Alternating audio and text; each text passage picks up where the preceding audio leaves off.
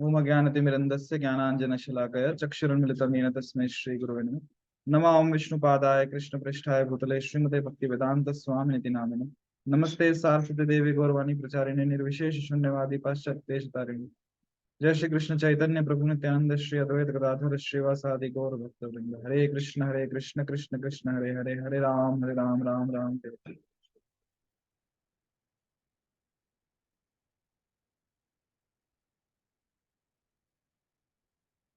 हरे कृष्ण।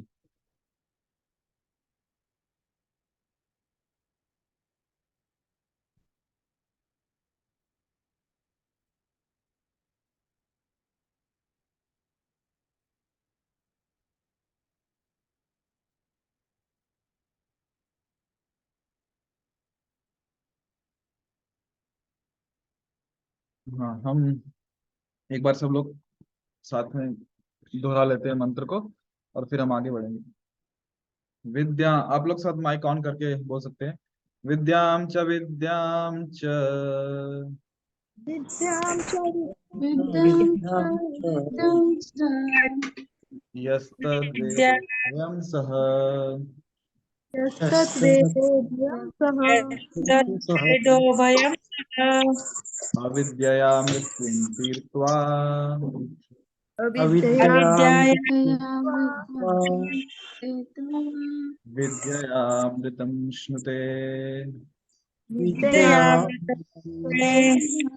विद्या विद्यां च अविद्यां च विद्या विद्यां च यस्तद्वेदो भयं सः यस्तद्वेदो भयं सः अविद्यया मृत्युं तीर्त्वा विद्यया विद्यां मृत्युं जित्वा विद्ययामृतमश्नुते। विद्यया विद्यामृतमश्नुते विद्यां च विद्यां च विद्यां च यस्तद्वेदो भयं सः यस्तद्वेदो यस्तद्वेदो भयं सः अविद्यया मृत्युं तीर्त्वा विद्यया विद्यया मृत्युं जित्वा विद्ययामृतमश्नुते। विद्यामृतश्रुते।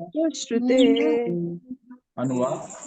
जो अविद्या की कार्य प्रक्रिया तथा दिव्य ज्ञान विद्या को साथ साथ सीख सकता है, केवल वही बारंबार जन्म मृत्यु के प्रभाव को पार कर सकता है और अमरता के पूर्ण वरदान का भोग कर सकता है।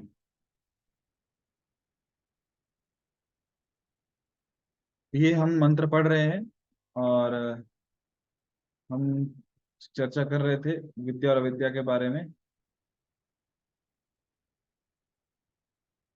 और हमने पढ़ा था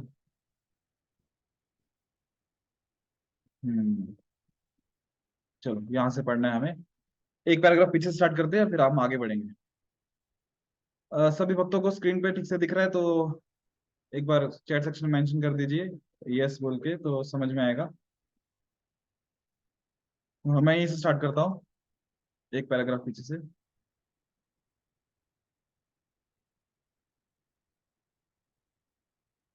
ठीक है, सबको दिख रहा है, धन्यवाद। जिस विधि से भगवान के पास वापस जाया जाता है वह ज्ञान की एक अलग शाखा है और इसे उपनिषदों, वेदांत सूत्र, भगवत गीता, श्रीमद् भागवत जैसे वैदिक शास्त्रों में सीखना पड़ता है, शास्त्रों से सीखना पड़ता है। इस जीवन में सुखी रहने तथा इस भौतिक शरीर को त्यागने के बाद स्थायी आनंदमय जीवन प्राप्त करने के लिए मनुष्य को यह पवित्र साहित्य पढ़ना चाहिए और दिव्य ज्ञान प्राप्त करना चाहिए। बद्ध जीव ईश्वर के साथ अपने नित्य संबंध को भूल चुका है और उसने गलती से अपने अस्थायी जन्म स्थान को ही सर्वस्व मान लिया है।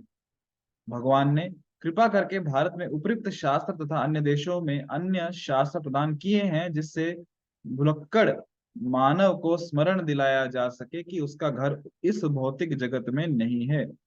जीव एक आध्यात्मिक प्राणी है और वह अपने आध्यात्मिक घर को लौट कर ही सुखी हो सकता है। ये हमने कल भी पढ़ा था कि हम लोग भुलक्कड़ हैं और हमारा जो स्मरण है भगवान के साथ उसे भूल चुके हैं। और विशेष बात यहाँ पे जो कह रहे हैं शास्त्र का अध्ययन के ऊपर महत्व दिया गया कि शास्त्र को हमें पढ़ना चाहिए, जिससे हमारा जो स्मरण शक्ति जो हम भूल चुके हैं वो ज्ञान हमें वापस मिले। और जो लास्ट का सेंटेंस है यहाँ पे, जो प्रभुपाद जी कह रहे हैं कि जीव एक आध्यात्मिक प्राणी है और वह अपने आध्यात्मिक घर को लौट कर ही सुखी हो सकता है। हम कब सुखी होंगे? जब हमारे आध्यात्मिक घर में वापस जाएंगे। जैसे उदाहरण, ये उदाहरण आप लोगों ने भी सुना होगा कि एक व्यक्ति, ये उदाहरण मैंने आज ही सुना, एक व्यक्ति कितना भी घूम ले, 3-4 दिन के लिए हम लोग वेकेशन पे जाते हैं, समर वेकेशन, विंटर वेकेशन, या Saturday Sunday weekend vacation, weekends पे जाते हैं घूमने, कितना भी अच्छा लगे, परंतु जब तक घर वापस नहीं आते, जो सुकून घर पे वापस आने के बाद मिलता है, वो सुकून सबसे अलग होता है, वो आनंद अलग होता है। वैसे ही जब हम वापस अपने आध्यात्मिक घर लौटेंगे, वो आनंद, वही परम सुख है। बाहर हम कितना भी घूम ले, वो आनंद नहीं है। मछली का घर पानी में है, तो मछली को आनंद पानी में जाने के बाद ही रहेगा। मछली अगर यदि पानी से बाहर है तो वो सुखी नहीं रह सकती, सुखी छोड़ो वो जीवित भी नहीं रह सकती। आगे श्रील प्रभुपाद जी कह रहे हैं कि भगवान अपने प्रामाणिक दासों को अपने धाम से अपने इस संदेश का प्रसार करने के लिए भेजते हैं, जिससे मनुष्य भगवान के पास लौट सके। और कभी कभी तो भगवान ये कार्य करने के लिए स्वयं आते हैं। या तो भगवान अपने किसी पुत्र को भेजते हैं, अपने क्या कहते हैं इसको, संदेश वाहक को भेजते हैं, दूत को भेजते हैं, अपने भक्तों को भेजते हैं, दासों को भेजते हैं। किस किस लिए? ताकि जीव आत्माओं को भगवान का संदेश देके वापस अपने घर पे लाया जा सके। या फिर भगवान कभी कभी स्वयं भी आ जाते हैं। चूंकि सारे जीव उनकी प्रिय संतान हैं, उनके अंश रूप हैं, अतएव इस संसार में हमें लगातार मिलने वाले कष्टों को देखकर हमारी अपेक्षा ईश्वर अधिक दुखी होते हैं।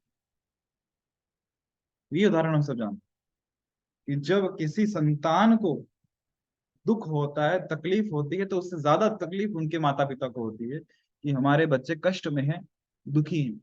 उसी प्रकार हमारे जो परम पिता हैं, जो परम माता हैं, भगवान श्री कृष्ण,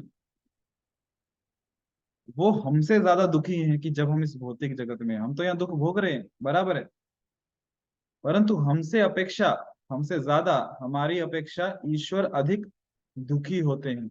और जितना हम आतुर हैं भगवत धाम जाने के लिए, भगवान के धाम जाने के लिए, बहुत बार तो हम आतुर हैं भी नहीं, पर फिर भी यदि गलती से कभी इच्छा हो जाए कि हमें भगवत धाम जाना है, यहाँ बहुत कष्ट है, दुख है, हालांकि हमारी जो कार्यकलाप होते हैं दिन में 24 घंटे में, जिस प्रकार हम जीवन अपना क्या दिनचर्या व्यतीत करते हैं, उसको देख के तो लगता नहीं है कि हमारी इच्छा है वापस भगवान के धाम जाने की।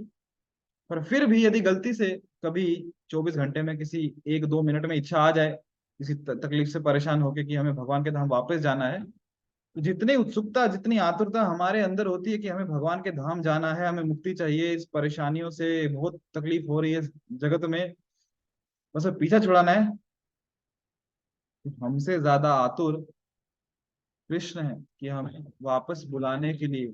और वो बोलते हैं, आ अब लौट चले, परंतु हम नहीं लौटते। हमको कहते हैं, नहीं ये जगह अच्छी है, हाँ थोड़ी तकलीफ है, पर यहाँ पे भी अच्छे सुख है, हमको यहीं पे रहना है। तो हमसे ज्यादा आतुर कौन है? भगवान कृष्ण है, इसलिए स्वयं आते हैं और बार बार अपने दूतों को भेजते हैं कि जाओ उसको वापस लेके आओ। और हम हमसे ज्यादा दुखी कौन है? कृष्ण दुखी है कि हम उनके बच्चों को इतना यहाँ पे जगत में दुख हो रहा है। तो आप प्रश्न पूछ सकते हो कि यदि उनको सच में इतना दुख हो रहा है, हमसे ज्यादा दुख हो रहा है, तो दुख देते क्यों है वो? डाला क्यों हमें इस भौतिक जगत में? तो ये दुख उनका दिया हुआ नहीं है, ये दुख हमारा चयन है, हमने चुना है कि हमको उनसे अलग रहना है। इस संसार के कष्ट हमें अप्रत्यक्ष रूप से जड़ पदार्थ से हमारी असंगता की असंगतता की याद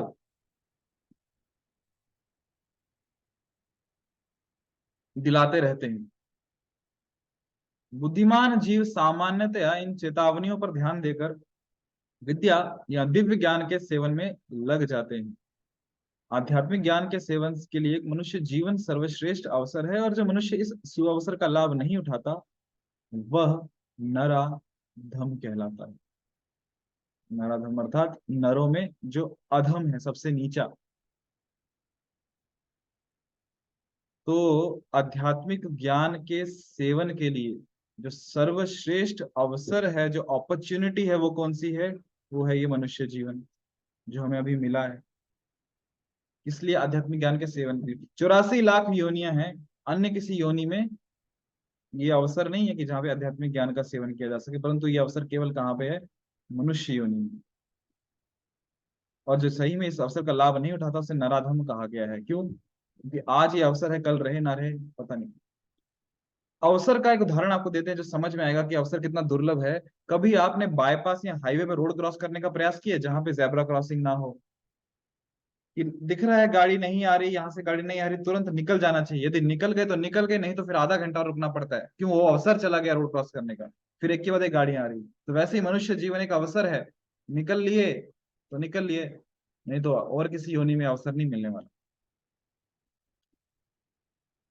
इंद्र तृप्ति के लिए भौतिक विज्ञान की प्रगति अर्थात अविद्या का मार्ग बारंबार जन्म तथा मृत्यु का मार्ग है। आध्यात्मिक अस्तित्व में जीव की जन्म या मृत्यु नहीं होती। जन्म तथा मृत्यु तो आत्मा के बाहरी आवरण अर्थात शरीर पर लागू होते हैं। मृत्यु तो बाहरी वस्त्रों के उतारने के समान है और जन्म बाहरी वस्त्रों को धारण करने के समान है। मूर्ख मनुष्य अविद्या के सेवन में बुरी तरह लीन रहने के कारण इस क्रूर विधि की चिंता नहीं करते। माया के सौंदर्य से मोहित होकर वे बारंबार उन्हीं कष्टों का शिकार होते रहते हैं और प्रकृति के नियमों से कोई शिक्षा ग्रहण नहीं कर पाते। जीवन में कष्ट आते हैं तो फिर भी उनसे कुछ शिक्षा नहीं ग्रहण करते, बार बार जन्म मृत्यु के चक्कर में पड़े रहते हैं और बार बार देह परिवर्तन करते रहते हैं। कौन?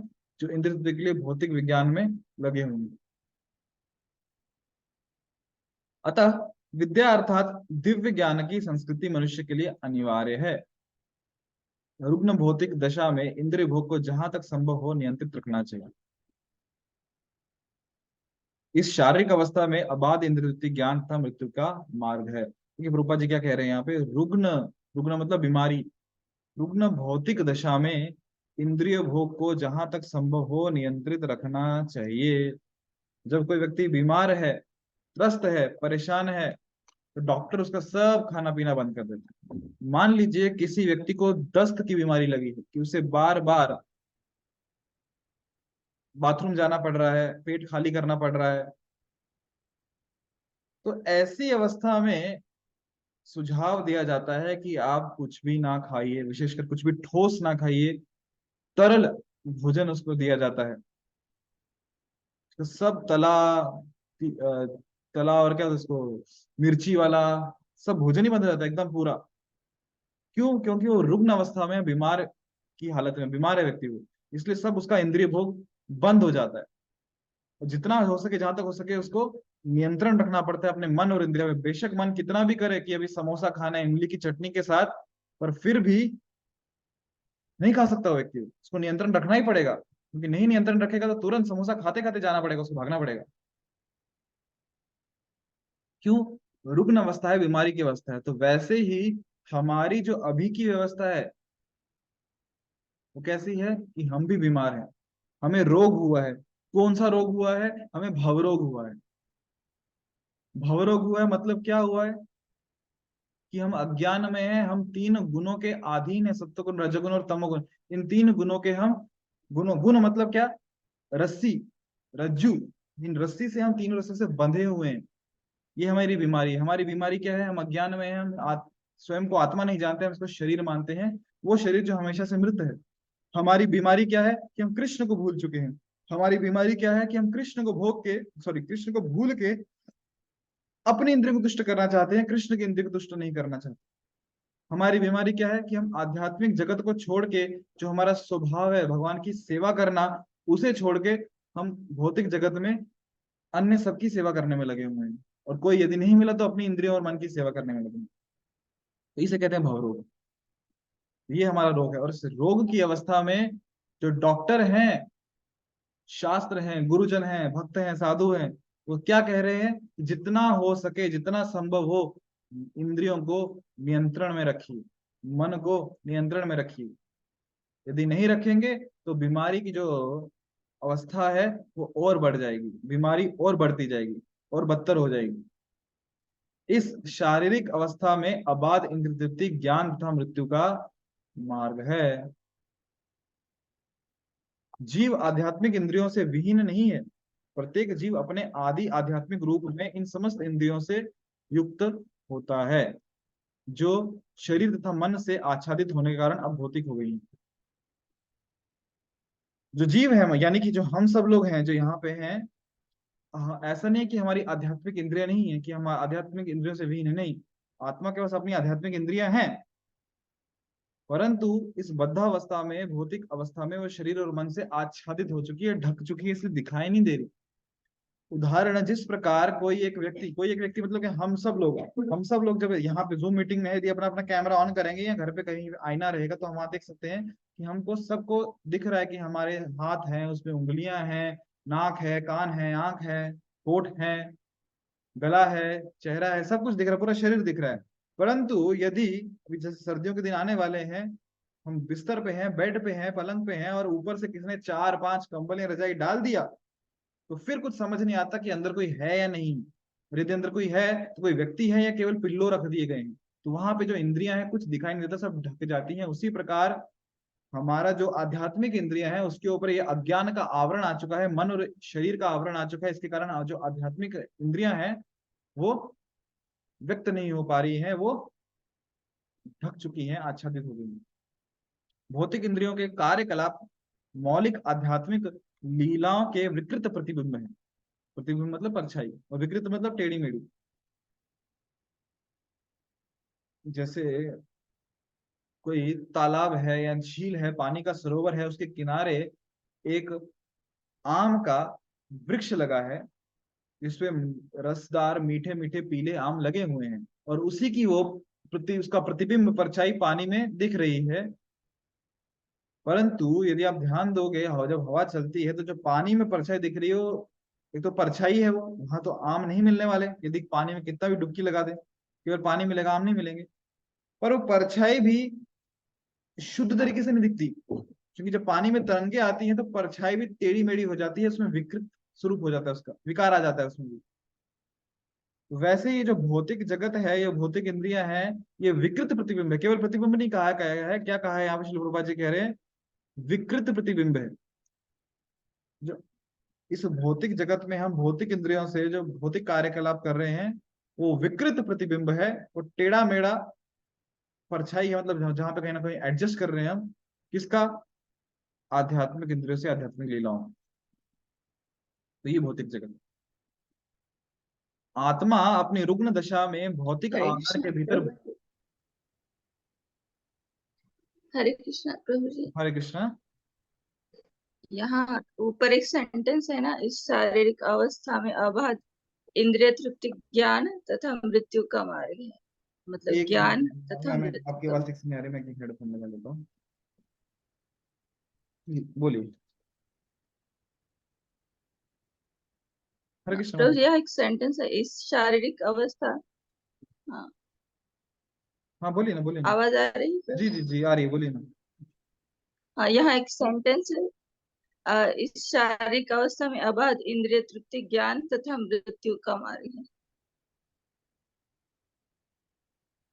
इसमें ज्ञान ज्ञान तथा मृत्यु का मार्ग, मतलब मृत्यु तो ठीक है, ज्ञान का मार्ग मतलब। एक मिनट, कहाँ गया वो, मतलब विद्यार्थ दिव्य ज्ञान से समझ नहीं आ रही है।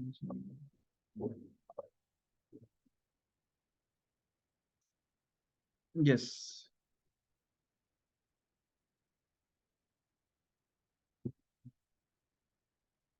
एक मिनट। हाँ,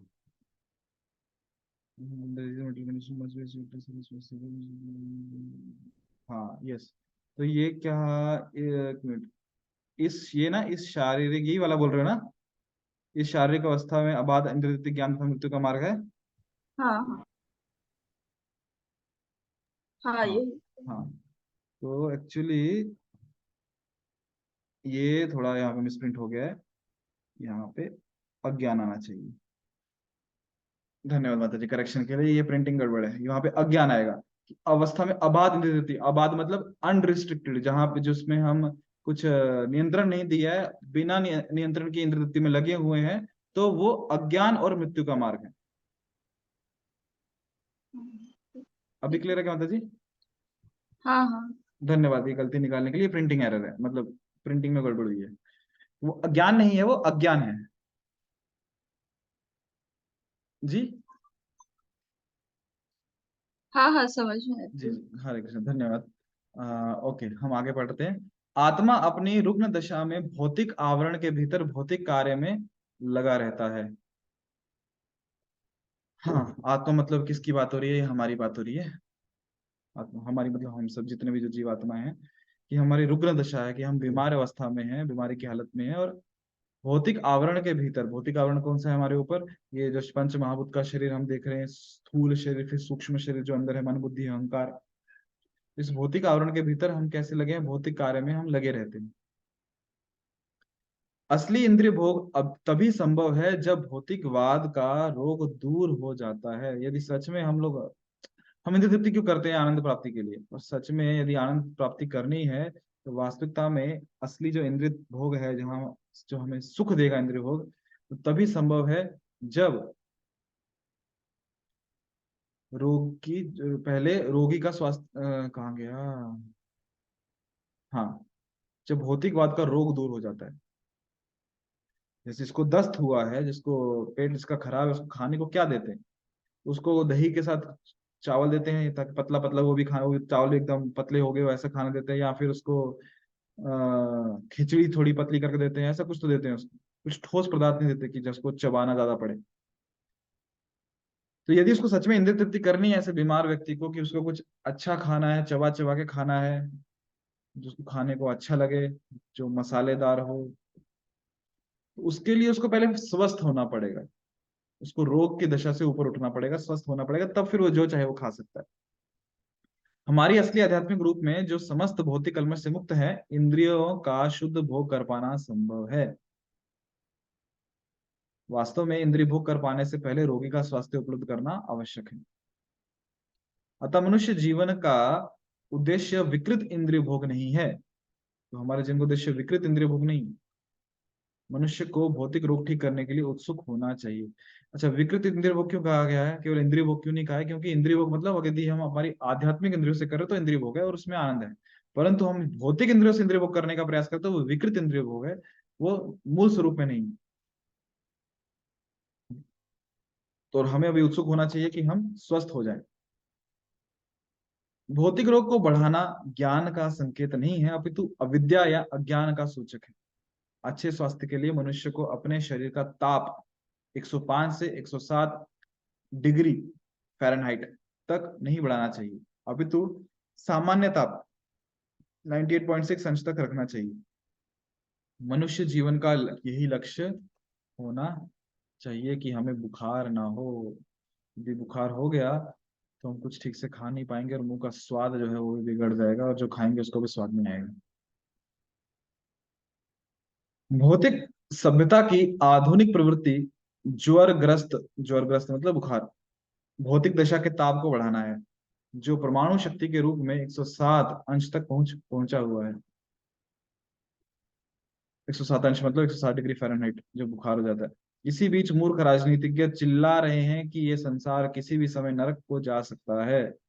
ये भौतिक विज्ञान की प्रगति तथा अत्यधिक महत्वपूर्ण प्रकार के जीवन अर्थात आध्यात्मिक ज्ञान की उपेक्षा का परिणाम है। शीर्षोपनिषद यहाँ पर सचेत करता है कि हमें इस घातक पथ पर नहीं चलना चाहिए जो हमें मृत्यु तक ले जाता है। इसके विपरीत हमें आध्यात्मिक ज्ञान की संस्कृति का विकास करना चाहिए, जिससे हम मृत्यु के क्रूर हाथों से पूर्णतया मुक्त हो सके। तो यहाँ पे थोड़ा सा स्पेलिंग मिस्टेक ठीक कर देता हूँ, ये क्रूर है। यदि मृत्यु के क्रूर हाथों से हमें बचना है तो क्या करना होगा? हमें आध्यात्मिक ज्ञान की संस्कृति को अपनाना होगा, उसका विकास करना होगा। और उसके विकास करने के लिए क्या होगा? क्या उपाय है हमारे पास? एक ही उपाय है, वह है शास्त्रों का अध्ययन। श्रीमद् भगवद गीता, उपनिषद, श्रीमद् भागवतम, जो शास्त्र दिए हैं हमें, जो श्री रूपा जी की कृपा से मिले हैं, श्री चैतन्य चरितामृत, इनका अध्ययन करना होगा। इसका अर्थ यह भी नहीं है कि शरीर के पालन के सारे कार्यों को रोक दिया जाए। कार्यकलापों को रोकने का प्रश्न ही नहीं उठता। जिस प्रकार की रोग ठीक होने के प्रयत्न का अर्थ यह नहीं होता कि अपने ताप को पूर्णतया मिटा दिया जाए। बुरे सौदे का सर्वोत्तम उपयोग करना सही कथन है। आध्यात्मिक ज्ञान की संस्कृति को इस शरीर तथा मन की सहायता की आवश्यकता होती है। अतः अपने लक्ष्य पर पहुंचने के लिए शरीर और मन को बनाए रखना आवश्यक है। सामान्य ताप को 98.6 अंश पर रखना चाहिए। भारत के साधु संतों ने इसे आध्यात्मिक तथा भौतिक विज्ञान के संतुलित कार्यक्रम द्वारा संपन्न करने का प्रयास किया है। वे किसी भी रुग्ण इंद्रिय तृप्ति के लिए मानवीय बुद्धि के दुरुपयोग की अनुमति नहीं देते। जैसे जो उदाहरण श्री गुरुपाद जी दे रहे हैं यहाँ पे, कि यदि बुखार हो जाता है 107 108, जो कि बहुत ज्यादा बुखार है, व्यक्ति की मृत्यु भी हो सकती है, तो तकलीफ देता है बुखार। इसका मतलब ये नहीं कि पूरा तापमान ही नष्ट कर दे बॉडी का। यदि पूरा तापमान निकाल दिया, पूरी गर्मी निकाल दी, तो व्यक्ति ठंडा पड़ जाएगा और फिर भी मर जाएगा। तो क्या आवश्यक है कि इस तापमान को मेंटेन करना, 98.6 डिग्री फ़ारेनहाइट, यहाँ तक उसको बॉडी का टेम्परेचर होना चाहिए। ठंडा भी नहीं पड़ना चाहिए ज्यादा और गर्म भी नहीं पड़ जाना चाहिए।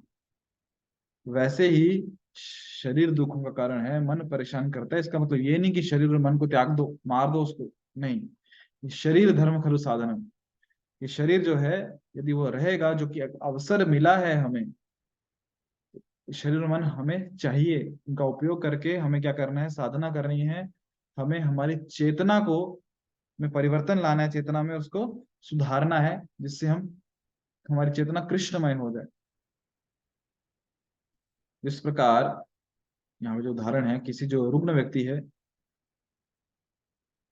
उसकी इंद्रिय तृप्ति के लिए मानवीय बुद्धि के दुरुपयोग की अनुमति नहीं देते, उसी प्रकार हमें भी भौतिक इंद्रिय तृप्ति नहीं करनी। उसमें मन, सारे हमारे शरीर और मन को नहीं लगाना। शरीर मन को किस में लगाना है, आध्यात्म प्रगति में। हरे कृष्णा। ये कितना बाकी है, हो गया, ठीक है, सब कर लेते कंप्लीट। इंद्रिय तृप्ति की ओर उन्मुख प्रवृत्ति के द्वारा किए जा रहे रुग्ण मानवीय कार्यकलापों का नियमन वेदों में मोक्ष के सिद्धांतों के अंतर्गत किया गया है। इस पद्धति में धर्म, आर्थिक विकास, इंद्रिय तृप्ति तथा मोक्ष का उपयोग होता है। लेकिन आज के समय लोगों में धर्म या मोक्ष के प्रति बिल्कुल रुचि नहीं। जीवन में उनका एक ही लक्ष्य है, इंद्रिय तृप्ति, और इस लक्ष्य की पूर्ति के लिए वे आर्थिक विकास की योजना बनाते हैं।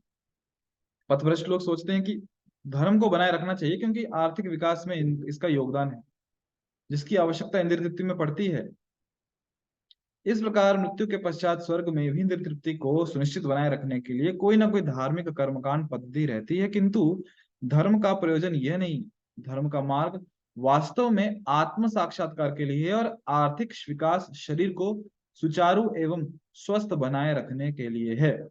मनुष्य को विद्या या वास्तविक ज्ञान की अनुभूति के लिए, जो कि मनुष्य जीवन का लक्ष्य है, स्वस्थ मन से स्वस्थ जीवन बिताना चाहिए। ये जीवन गधे की तरह काम में जुटे रहने या इंद्रिय तृप्ति के लिए अविद्या का अनुशीलन करने के लिए नहीं मिला है।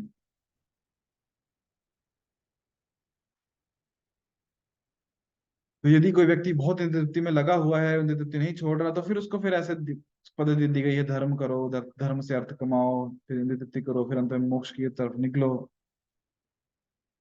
परंतु आज के समय में यदि देखें तो किसी का भी इंटरेस्ट नहीं धर्म करने में।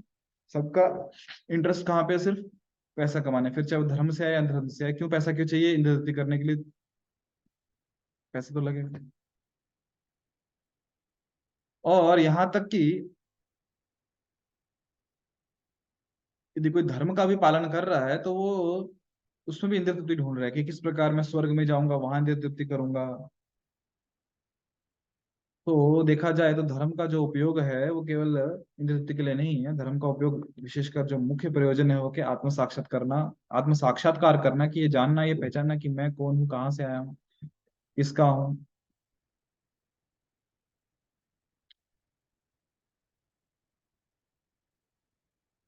और यदि हम, यहाँ पे श्री प्रभुपाद जी कह रहे हैं, मनुष्य को विद्या या वास्तविक ज्ञान की अनुभूति के लिए, जो कि मनुष्य जीवन का लक्ष्य है, स्वस्थ मन से स्वस्थ जीवन बिताना चाहिए। यदि हमारा जीवन हम गधे की तरह बिता रहे हैं, केवल काम करने में, इंद्रिय तृप्ति करने में, तो हम इस जीवन का, जो हमें ये जीवन जो अवसर मिला है, उसका लाभ नहीं उठा रहे। विद्या का मार्ग पूरी तरह से श्रीमद् भागवत में प्रस्तुत किया गया है, जो मनुष्य का परम सत्य की खोज में अपने जीवन का सदुपयोग करने का आदेश देता है। परम सत्य की अनुभूति क्रमशः ब्रह्म, परमात्मा तथा अंत में भगवान अर्थात पूर्ण पुरुषोत्तम भगवान के रूप में होती है। परम सत्य की अनुभूति ऐसे विशाल हृदय व्यक्ति की को होती है जिसने उपयुक्त 10वें मंत्र के तात्पर्य में वर्णित भगवत गीता के 18 सिद्धांतों का पालन करते हुए ज्ञान तथा वैराग्य को प्राप्त कर लिया है। ये 18 सिद्धांत जो हमने पिछले मंत्र में पढ़े थे, उसके बारे में चर्चा हो रही है। इन 18 सिद्धांतों का मुख्य सार पूर्ण पुरुषोत्तम भगवान की दिव्य भक्ति प्राप्त करना है। अतः सभी वर्गों के व्यक्तियों को भगवान की भक्ति में सेवा की कला सीखने के लिए प्रोत्साहित किया गया है। उसके लिए फिर हमको ग्रंथों का आश्रय लेना पड़ेगा, श्रीमद् भगवद गीता और श्रीमद् भागवतम का श्रवण करना पड़ेगा, उनका पठन करना पड़ेगा। विद्या के लक्ष्य का निश्चित मार्ग श्रील रूप गोस्वामी द्वारा अपनी पुस्तक भक्ति रसामृत सिंधु में वर्णित है, जिसे हमने अंग्रेजी में द नेक्टर ऑफ डिवोशन के शीर्षक से प्रकाशित किया है, जो पुस्तक हमने पढ़ी। श्रीमद् भागवत के पहला स्कंद दूसरा अध्याय श्लोक क्रमांक 14 में विद्या की संस्कृति को निम्नलिखित शब्दों में संक्षिप्त रूप में दिया गया है। तस्मादेकेन मनसा भगवान सात्वतां पति श्रोतव्य कीर्तव्यश्च ध्येय पूज्यश्च नित्यदा। अतएव मनुष्य को उन पुरुषोत्तम भगवान का निरंतर श्रवण, यशोगान, स्मरण तथा पूजन करना चाहिए, जो भक्तों के रक्षक हैं। जब तक धर्म, आर्थिक विकास तथा इंद्रिय तृप्ति का लक्ष्य भगवत भक्ति की प्राप्ति नहीं होता, तब तक वे अविद्या के ही विभिन्न रूप हैं, जैसा कि श्री उपनिषद के अगले मंत्रों में सूचित होता है। जब तक धर्म, आर्थिक विकास तथा इंद्रिय तृप्ति का लक्ष्य भगवत भक्ति की प्राप्ति नहीं होता, तब तक वे अविद्या के ही विभिन्न रूप होते हैं। तो हमारा जीवन का उद्देश्य क्या होना चाहिए? भगवत भक्ति। हरे कृष्णा। तो हम यहाँ रुकते हैं। यदि किन्हीं भक्तों के मन में कुछ प्रश्न है तो आप पूछ सकते हैं।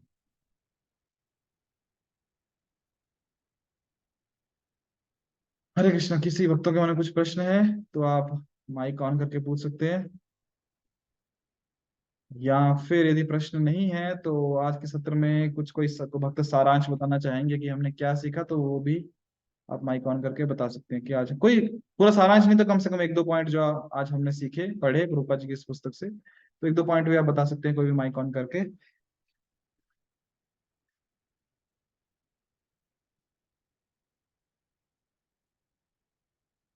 हरे कृष्ण प्रभु जी। हरे कृष्ण हम माता जी। अपना हमारा जो अस्थाई जन्म स्थान है उसको हम सर्वस्व मान लेते हैं, और हमारा जो भगवान के साथ संबंध है उसे हम भूल जाते हैं, लेकिन हमारे शास्त्र है वो हमें ये संबंध याद दिलाते हैं, और हमें इस रुग्ण अवस्था में अपने इंद्रिय तृप्ति पर, इंद्रिय भोग पर नियंत्रण रखना चाहिए। जी धन्यवाद माता जी। और कोई भक्त?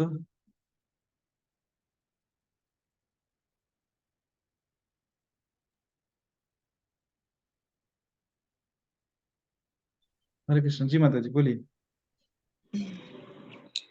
आत्मा को ये जो जन्म मिला है या ये मनुष्य शरीर जो मिला है वो आत्मा साक्षात्कार करने के लिए है, ना कि भौतिक इसमें उलझने के लिए है, इंद्रिय तृप्ति में।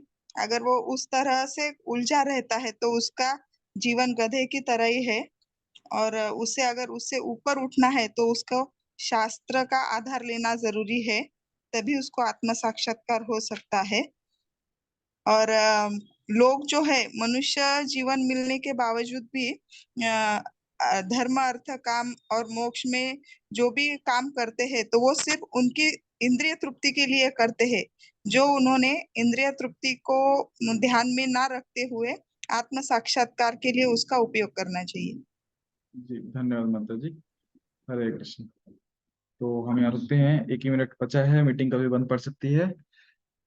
वाञ्छा कल्पतरुभ्यश्च कृपा सिन्धुभ्यश्च पतितानां पावनेभ्यो वैष्णवेभ्यो नमो अनंत कोटि वैष्णववृंद की जय, श्री प्रभुपाद की जय। हरे कृष्ण।